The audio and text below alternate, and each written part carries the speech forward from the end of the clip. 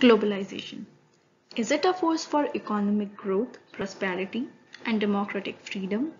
Or is it a force for environmental exploitation of the developing world? Is it good or is it bad? These questions received very different answers in different parts of the world. So the simple answer is people in different walks of life view globalization very differently. So the topic for our term paper is what is better for the world, globalization or nationalism? So are globalization and nationalism complementary or conflict? Now imagine an Indian girl getting tattoos on her body. Imagine noodles, pizza, pasta, etc. Such food courts taking over traditional Indian restaurants. Imagine a pair of shoes in the mall with a Made in America tag on it. Imagine the India and China border dispute and Indian people coming together and boycotting Chinese products. Lastly, imagine this current pandemic situation where citizens of a state are supporting and helping each other. Globalization and nationalism informs these scenarios. Now, we will look at how globalization is different from nationalism. Globalization on one hand supports mass immigration and free trade, while nationalism opposes it. Globalization refers to the interdependence of trade among nations, while nationalism, on the other hand, involves trade only within a particular boundary.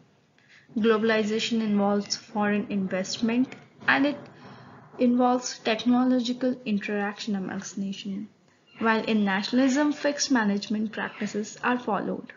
Globalization can help improve the economy of the country, while nationalism creates a secure environment of trade for the nation. Now coming on to what globalization actually means. As we have seen in the previous slide that globalization has given a great boon to technology, lifestyle, trade, and the nation's economy. It allows free flow of goods, services, and capital among various countries. According to the Stanford Encyclopedia of Philosophy, they described globalization as a synonym for free market, economic liberalization, westernization, and global liberal order. It refers to the processes of change which underpin a transformation in the organization of human affairs by linking together and expanding human activity across regions and continents. Now, globalization allows rapid transfer of knowledge, information, and various advanced technologies among nations and thus allowing a huge advancement in processing, manufacturing, and managing techniques. This advancement in technology helps the developing countries to bring rapid progress in their processes. It allows foreign investment, i.e., there is a flow of capital among nations and thus helps in improving the nation's economy. Globalization also helps in increasing the employment opportunities for the native people in various multinational companies. Now, according to the Stanford Encyclopedia of Philosophy, nationalism is used to describe that the attitude that the members of a nation have when they care about their national identity is nationalism. The actions that the member of a nation make when seeking to achieve self-determination. Nationalism is basically identifying one's own country or nation as superior to that of other nations. Because nationalism focuses a lot on religion and culture, which may often lead to arrogance and may prevent people from value and respecting other cultures. Because of no friendly nature with other countries, the country often has to spend more on the army and weapons instead of infrastructure. Nationalism is often led by the government or the national party, and the main reason behind it is because they want to have absolute power, and it mainly relies on religion and cultural arguments. Erika Berner said, "It is hard to deny that nationalism has been acting as a kind of master doctrine, that is, as a doctrine that lays down the basic rules of the game for any movement seeking to gain or hold political power."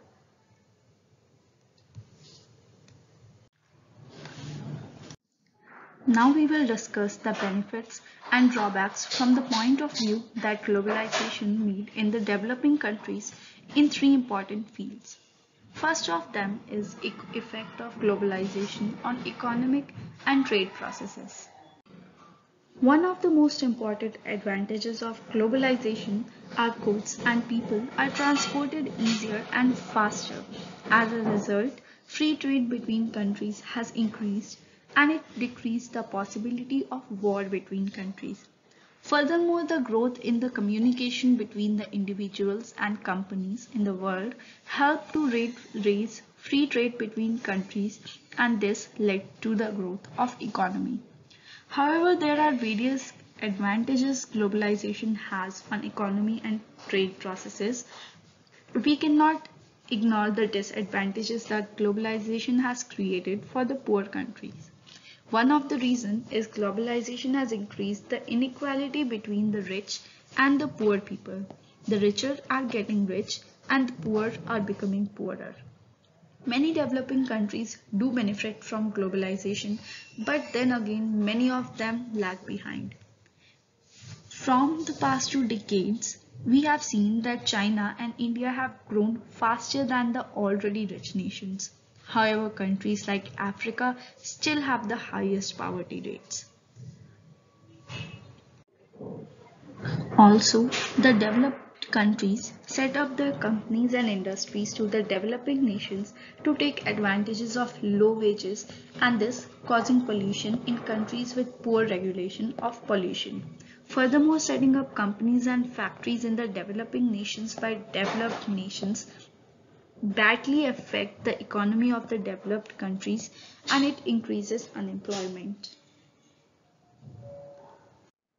Now we will look at the effect of globalization on education and health system.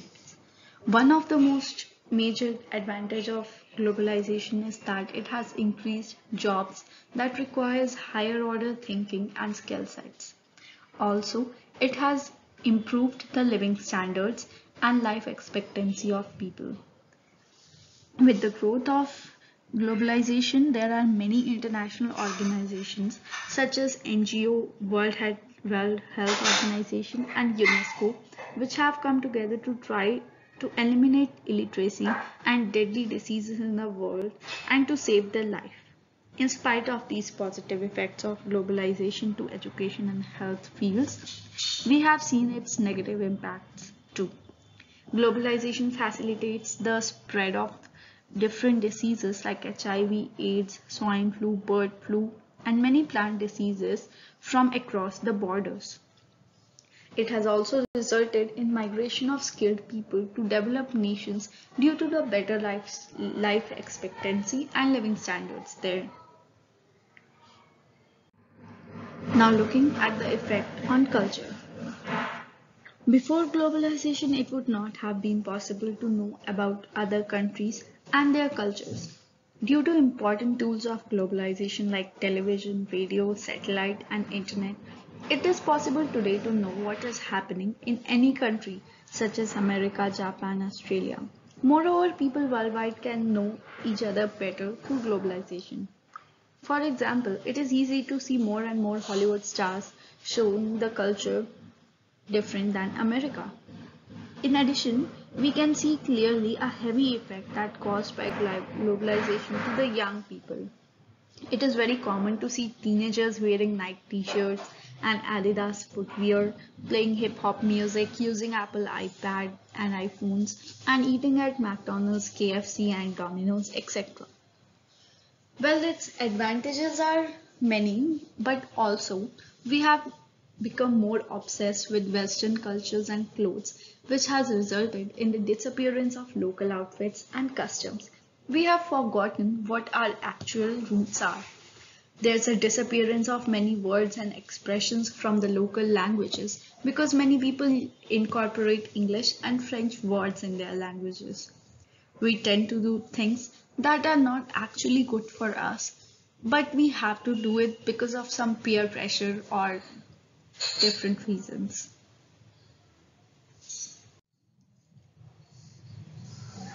Nationalism has its own advantages and disadvantages too.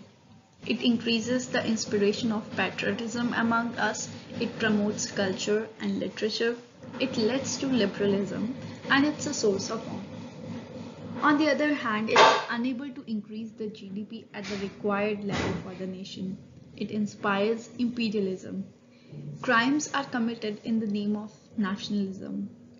It causes damage to state of affairs. After going through all the slides and the information given in them, now the question arises that can globalization and nationalism coexist, having seen its advantages and disadvantages and what actually they mean? We can see that the process of globalization has involved all the countries around the world. Developing countries such as India, China, Iraq, Syria, Lebanon, Jordan, and some Africa's countries have been all affected by globalization. And whether negatively or positively, the economies of these countries have improved under the influence of globalization. The size of direct foreign investment has increased and a lot of bad habits and traditions erased. But also, globalization has brought many drawbacks to these countries as well. Many cultures and customs have disappeared, such as traditional clothes and some language and expressions have changed. In addition, the violence and drug abuse are increased and a lot of deadly diseases have spread under the influence of globalization. However, although globalization has many disadvantages, we believe that globalization has brought the developing countries far more benefits than the detriments. For example, we can see there is a more and a biggest opportunity for people in both developed and developing countries to sell as many goods as possible right now. So we can say this is the golden age for business, commerce, and trade. And with these points, we conclude our term paper.